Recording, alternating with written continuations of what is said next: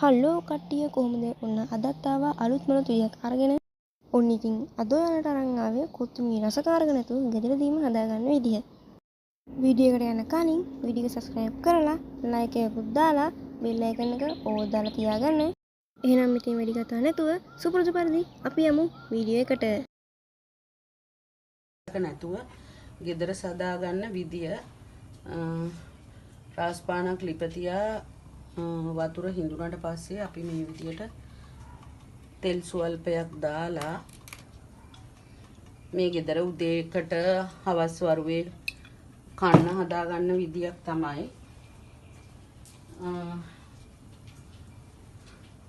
ඊට පස්සේ මේක හොඳින් රත් වූ පසු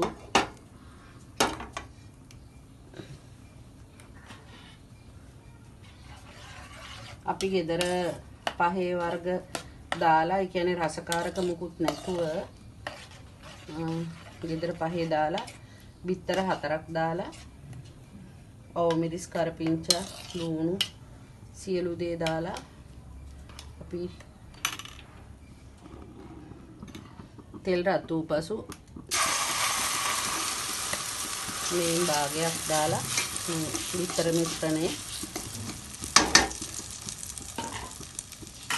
ඊට පසු අපි තම්බාගත්ත නූඩ්ලස් ටික මේ විදිහට දානවා.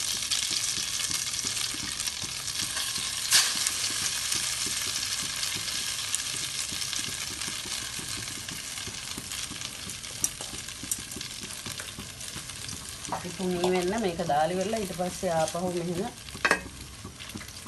මේ විදිහට හොඳට මේවා කරලා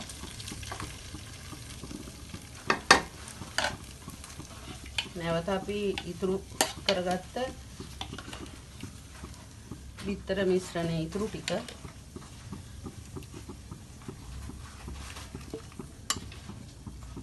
මේ විදිහට දාගන්නවා.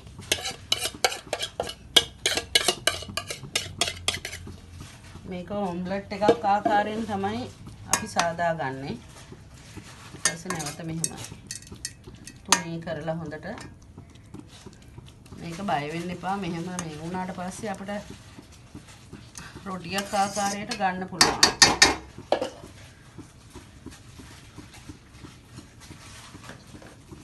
නැවත අපි කෑලි මිරිස් ෂුට්ටක් මෙහෙම ඉහා ගන්නවා.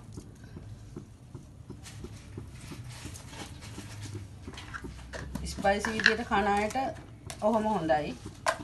ඔකේ අවමිරිස් දාලා කොච්චිත් දාලා තියෙන්නේ. දැන් අපි ලිපි ටිකක් වැඩි කරගෙන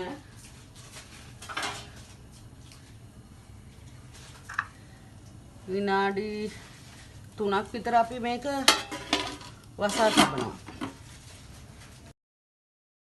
ඉතින් මේ වලට පේන්නේ ලිපෙන් බාගත්තට පස්සේ. ඔයාලට ඉතින් මේක හදාගෙන උදේට තේ බොන වෙලාවට හවසට වගේ කන්න පුළුවන්.